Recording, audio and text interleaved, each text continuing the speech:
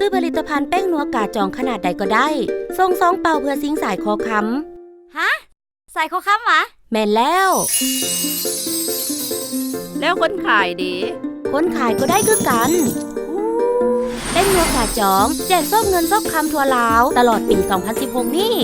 สำหรับผู้สมไส้ผลิตภัณฑ์แป้งนัวกาจองขนาดใดก็ได้เขียนชื่อที่อยู่เบอร์โทรศัพท์ลงในซองเป่าแป้งนัวกาจองโดยเลือกเอาเฉพาะซองเป่าที่มีเครื่องหมายเอ็กซ์พอร์ตสีฟ้าเท่านั้นเพื่อซิ่งสายคอคำนัก1 บาทและ2 สลึงจำนวน